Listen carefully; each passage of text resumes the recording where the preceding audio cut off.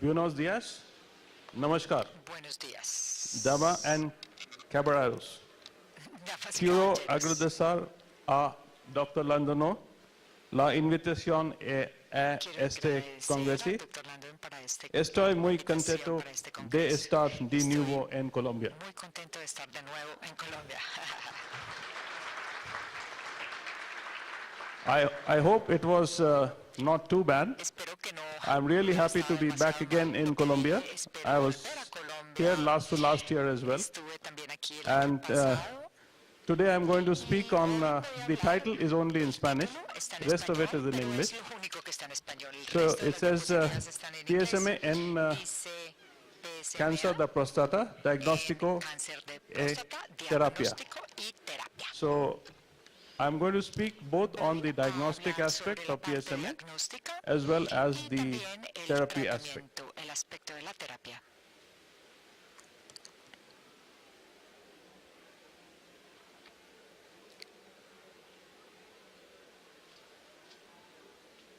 I did something wrong.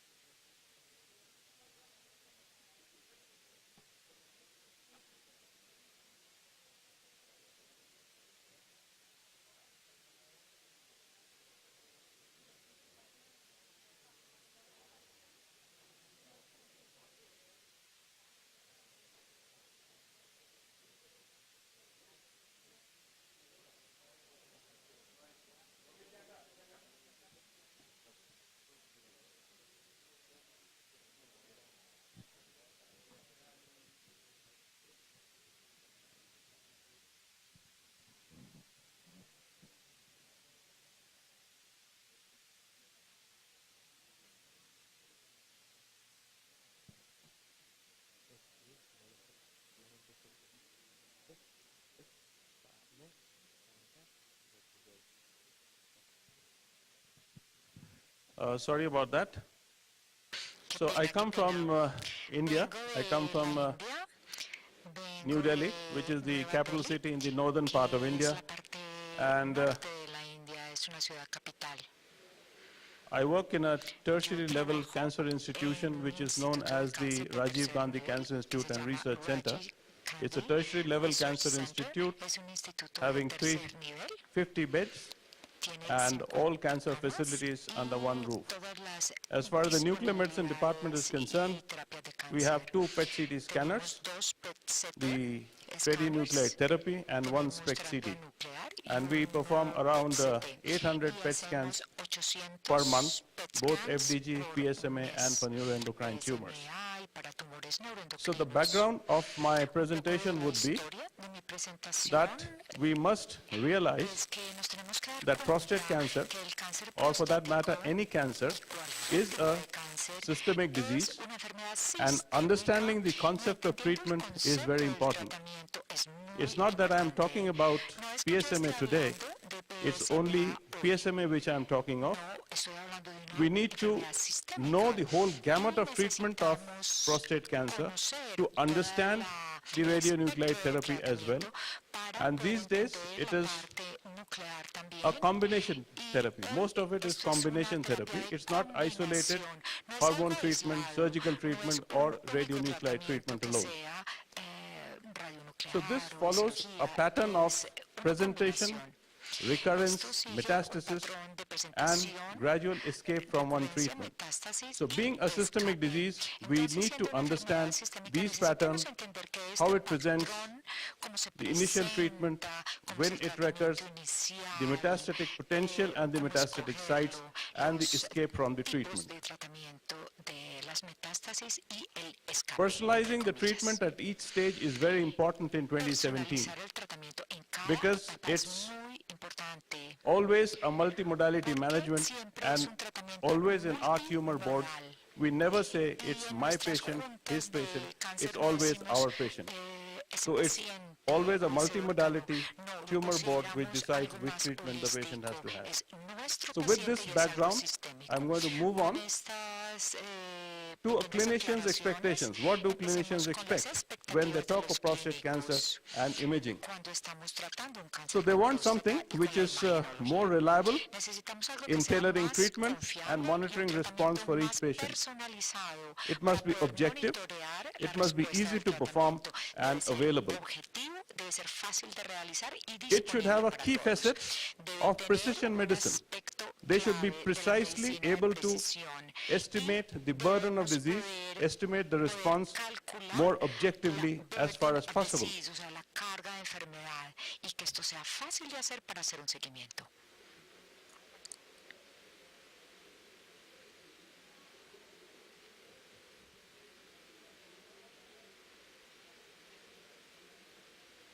It should identify candidates for specific or novel treatment. That should be the idea of a good molecular imaging. It should be able to identify whether the patient is going to benefit with a single or multimodality treatment. The innovations in imaging, the innovations in how you decipher the findings will help in decision making. I'm going a little slow because I was told to go a little slow for that translation. So coming to the initial detection of prostate cancer, we all know there is a limitation as far as the PSA is concerned. There is a lack of prediction of cancer aggressiveness. A high PSA always doesn't tell that a cancer is aggressive, or a low PSA will not tell whether the cancer is indolent. There is a lot of sample error in biopsy. So as far as the biopsy is concerned, what is available in prostate cancer?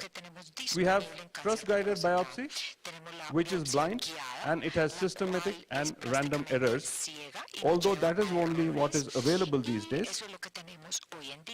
All clinicians think that if we could visualize the cancer and then biopsy, it would have a greater precision.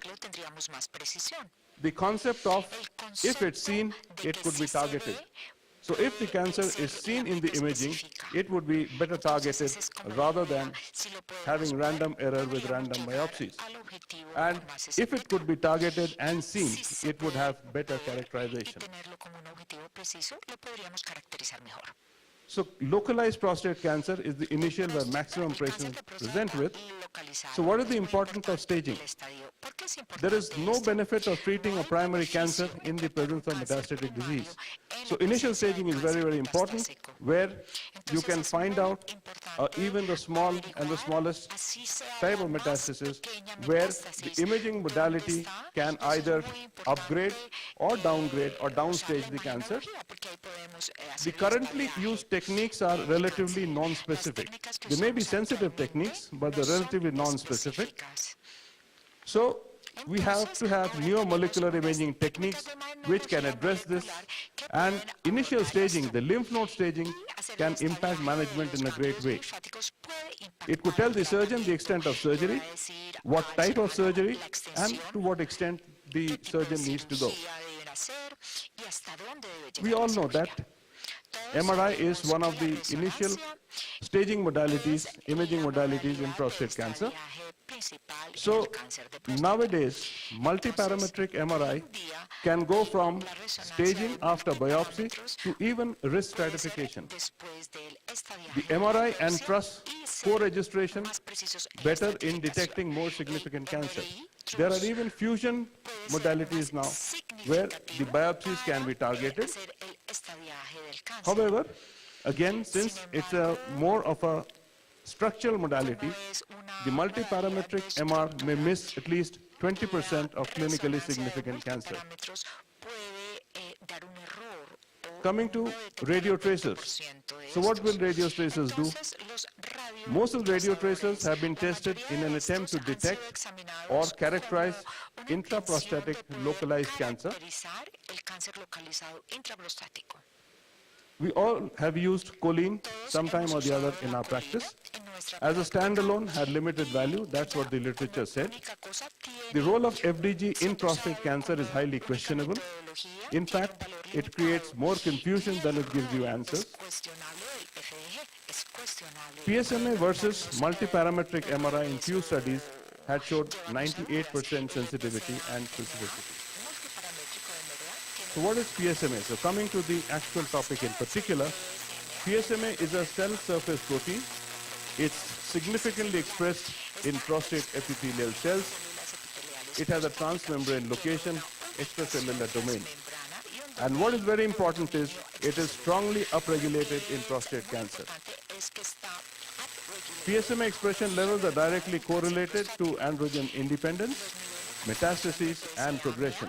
So more the expression levels, it can be related to the independence of androgen, metastasis, and progression. And this will provide a primary target for prostate carcinoma imaging and treatment.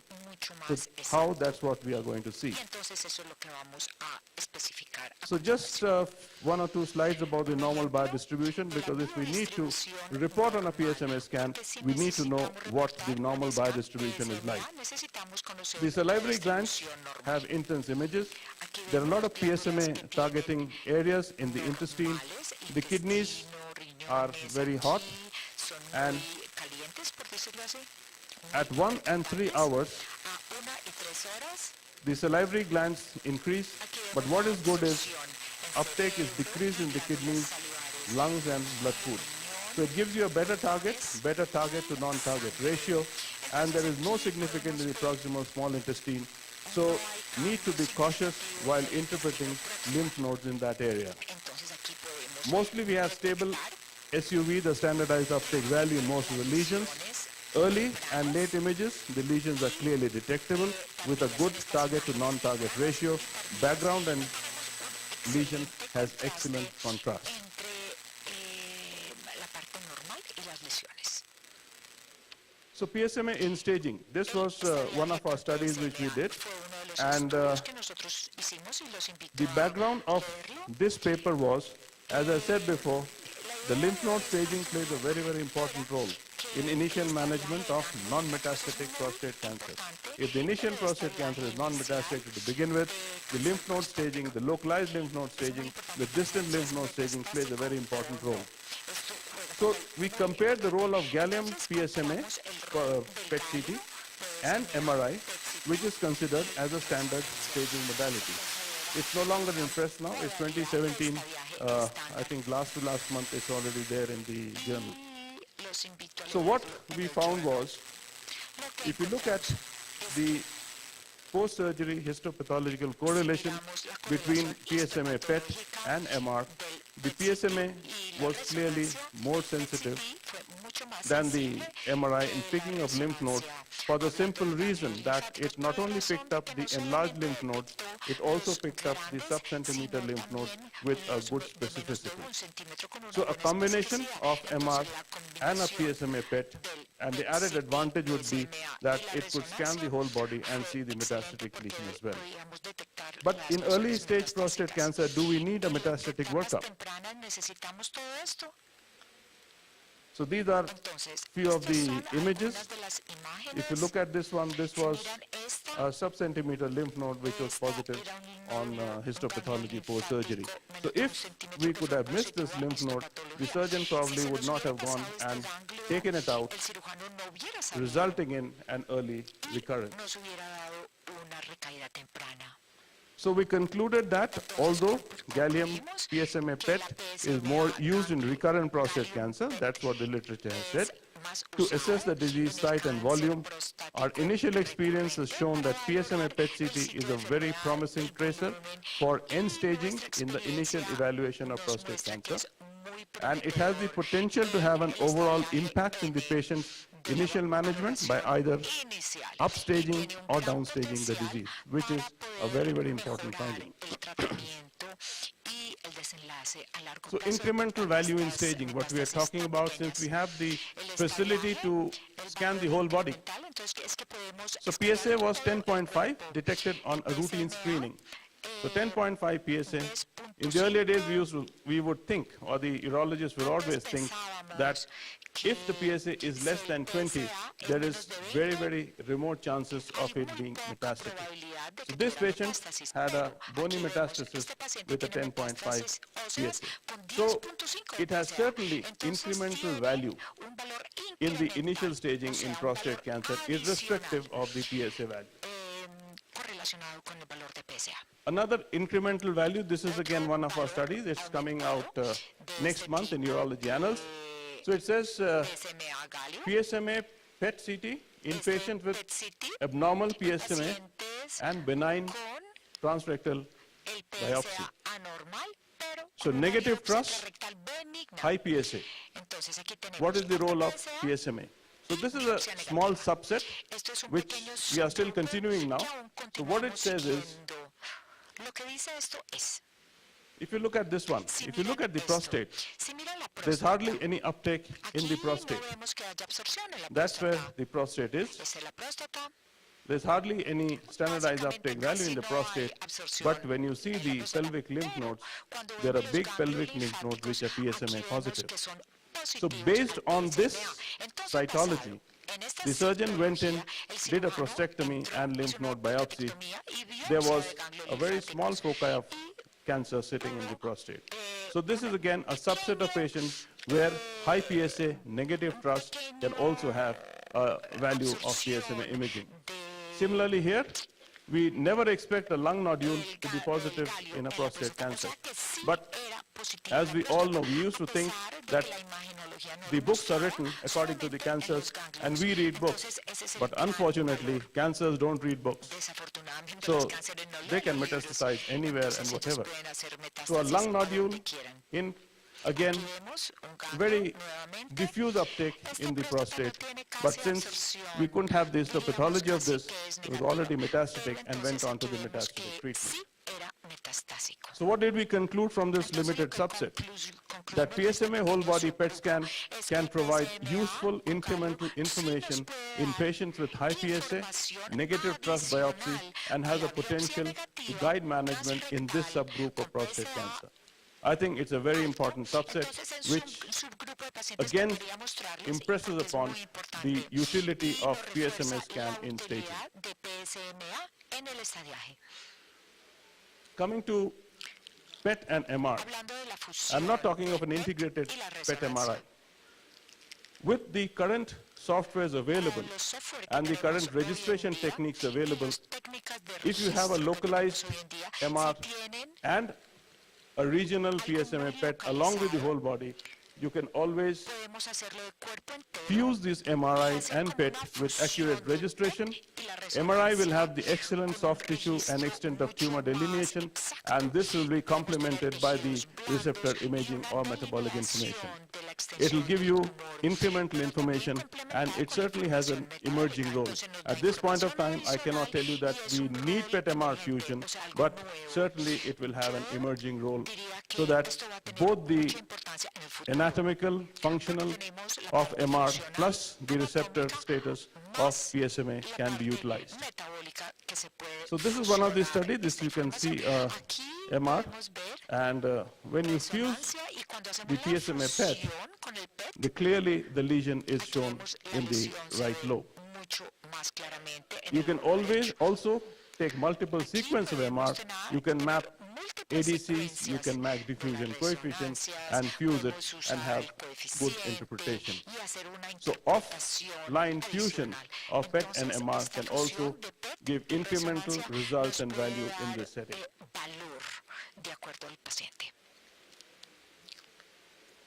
Coming to recurrent prostate Bueno, cancer, hablando where del cáncer de próstata actually recurrente, is said that algunos PSMA has hechos a major role to play. sabemos que PSMA tiene un rol muy importante en este tipo de pacientes.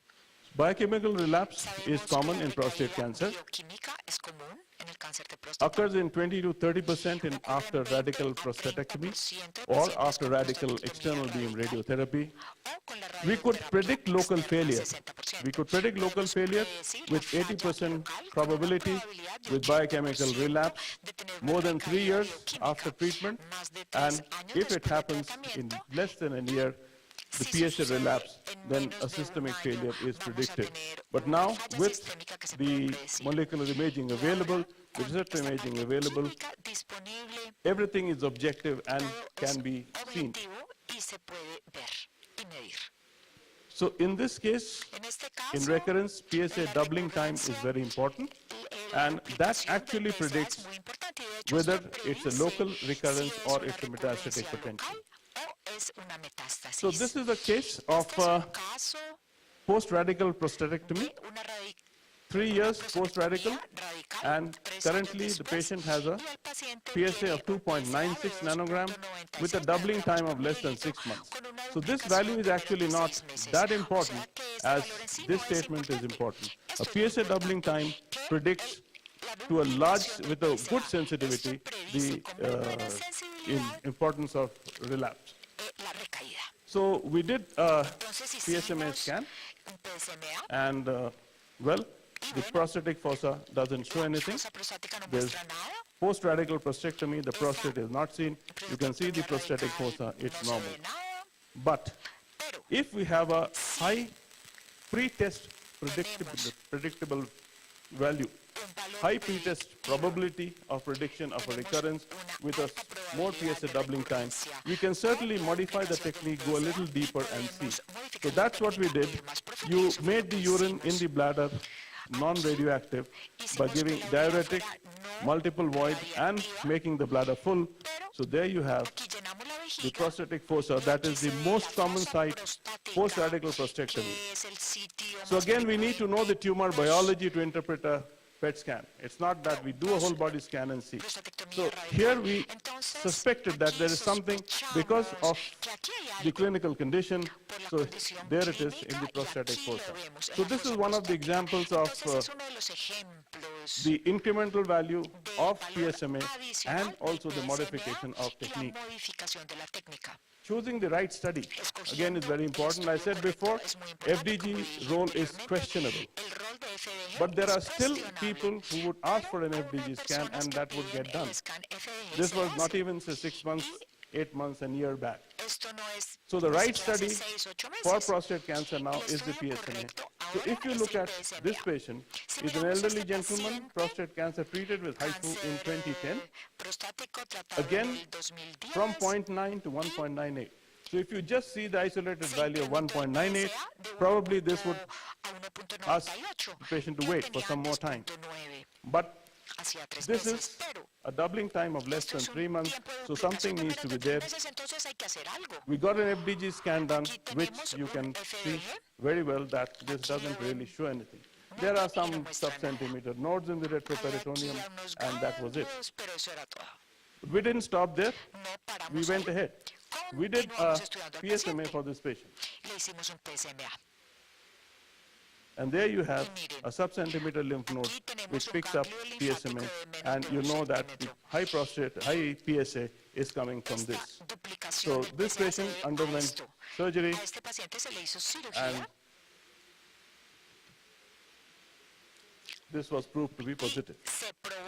Another, this is an anecdotal case, of course, but we should remember in dual malignancies, there are many patients who have prostate and bladder together. Hay pacientes que So tienen in dual ambos malignancies, cánceres this is a de case vejiga report which y we próstata. published. Este es un caso Urothelial que nosotros carcinoma reportamos mimicking de un prostate cancer carcinoma metastasis in urotelial PSMA scan. que parecía So un what did we cáncer find? We metastásico found de that próstata. Y lo que encontramos, the patient clinically el had a paciente big clínicamente supraclavicular lymph node, tenía which un showed ganglio some supraclavicular expression que of mostraba PSMA. alguna But we expresión were de certain, PSMA, seeing the pero SUV teníamos from la our experience, certeza de nuestra that normally experiencia que any normalmente SUV more than 10 should be considered cualquier significant. valor de It's mayor not de a 10 debe sacrosanct ser value, but yes. significativo. So this much expression of PSMA in this lymph node was suspicious that this may be coming from urothelial carcinoma, and when they did the histopathology, it came out to be true. It was GATA3 positive and PSA3 negative.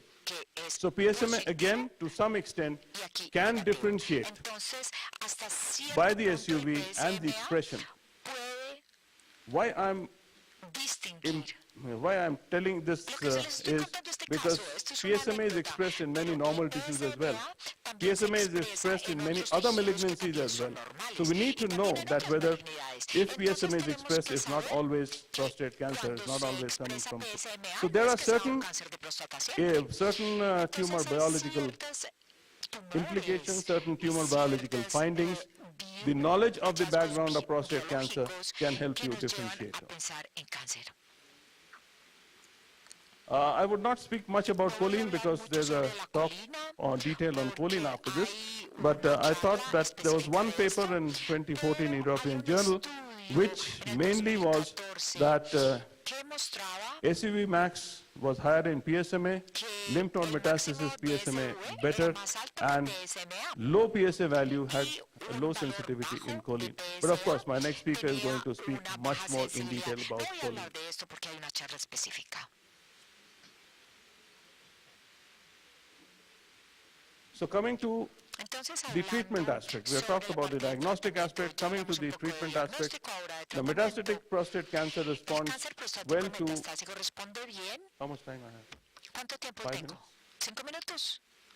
But I was speaking slow because she had ¿Cuántos to 5 translate. minutos? So give me 5 minutes more. Denme 5 minutos más porque estoy hablando lento. I'll rush through.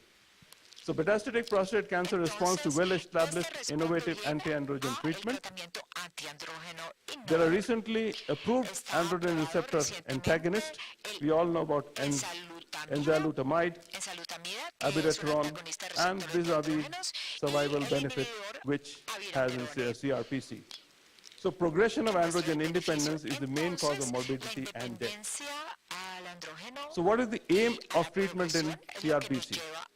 Irrespective, across the line of all treatments, it should improve outcome by early interventions in suboptimal responders and spare low-risk patients from overtreatment.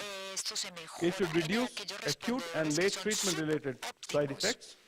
The treatment should achieve the best possible therapeutic gain in this setting, whether it is palliative, some extent curative, or whatever. It should ensure effective palliation if there is a symptom, and it should improve quality of life. So these two factors are very, very important in treatment or personalizing or making a precision treatment in cancer these days. So if you look at the survival data of abiraterone, it's not, okay, there is a lot of hype because there's a lot of trials which had occurred. And the survival data, you could very well see it's 16.5 months, and prednisolone alone in the overall and the survival. Naturally, because abiraterone has been given, the survival data is better as far as the prednisolone is concerned. So look at this figure.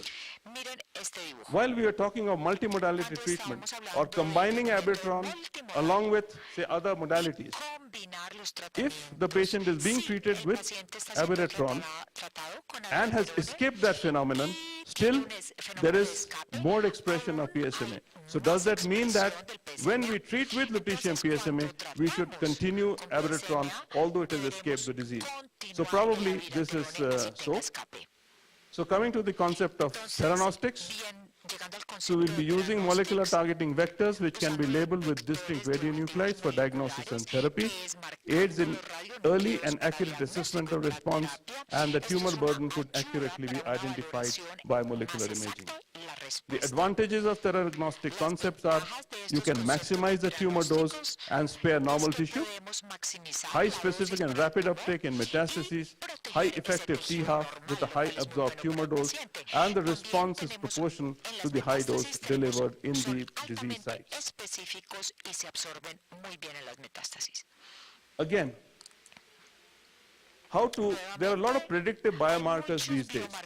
Predictive biomarkers means you can tell from before, combined with molecular imaging, whether a particular treatment is going to be effective or not. So this is one, the androgen receptor isoform, which is encoded by splice variant 7 lacks the ligand binding domain, which is the target of enzalutamide and abiraterone. It remains constitutively active as a transcription factor. So therefore, ARV7, that's what the predictive biomarker is called. If it is expressed, it can show resistance to enzalutamide and abiraterone in prostate cancer. Why am I telling this? This is simply because if we follow a particular pattern and a particular sequence for the treatment of prostate cancer, in fact, if we can demonstrate this resistance, the patient can be spared the treatment with abiraterone and enzalutamide and jump to the next treatment straight away. So this is again one example of precision medicine and personalizing treatment. So each and every patient of CRPC will not express resistance to this marker. So this is gradually coming, and we have done a few cases. Results are awaited probably by years still. So this is the outcome. If you can see that if the patient is ARV7 negative and the ARV7 positive, you can clearly see the PSA progression-free survival. Similarly here, you can, in abiraterone-treated patients, you can clearly see the PSA progression-free survival with negative and positive biomarkers. So this is again one thing which can be introduced into the domain of treatment of prostate cancer, where you can predict whether the patient needs abiraterone or enzalutamide treatment or can jump onto the lutetium PSMA straight away. So detection in circulating tumor cells from patients with CRPC may be associated with resistance to these two drugs. That's what the conclusions the authors made. This is very preliminary, and probably studies are still going on. So treatment with lutetium, the patient selection, increasing PSA, disease progression, inadequate response, post-conventional, symptomatic for metastatic sites, satisfactory performance status is again very, very important, and adequate blood parameters, adequate GFR, and salivary gland imaging. That's what also we have included in the protocol, the salivary gland imaging, because PSMA goes into the salivary glands and sticks there. But what is very important is a gallium PSMA scan is mandatory because we need to prove that the lesions are expressing the PSMA receptors. Poor performance status generally should not be treated. Inadequate hematological parameters, no. And deranged kidney function tests, no. So I have purposely just given from literature only one study by Richard Baum, because almost all the studies are showing more or less the same. So these are the kinetics in the normal organs and the tumor lesions. You can very well see from the graph. I need to rush through because it's already shown the red light. The effective half-life and the mean absorbed dose in lymph nodes and other areas is clearly seen here. Change in serum PSA and SUV max, and the response assessment after 2 cycles, there's a good partial response in more than 56% of the patients. Change in PSA and SUV max as per the change in the performance status and the response. And the survival data of lutetium PSMA is almost the same as what has been reported by the other treatment modalities.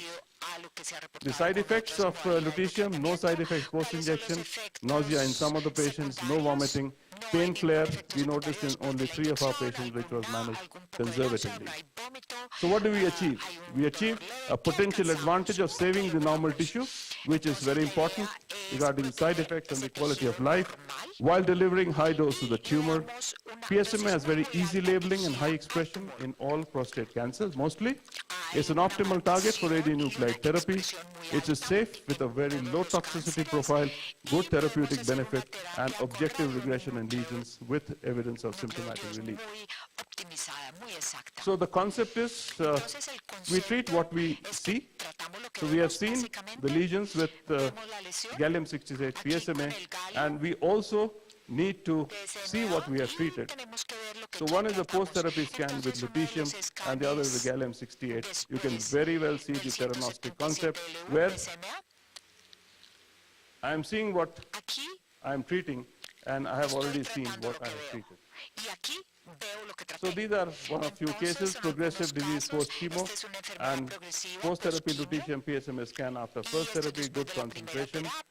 Serial studies showing progression on chemotherapy, and after first cycle, regression in the prostatic lesion. Symptomatic relief and regression, the same patient, previous patient, and given second cycle, again you can see the regression in the bony lesions. Good concentration in the lutetium PSMA scan. In metastatic bone as well as liver lesions, this scan is to highlight that even in the visceral metastasis, there is good expression of lutetium PSMA. Regression in lymph nodal disease also is possible and it's evident.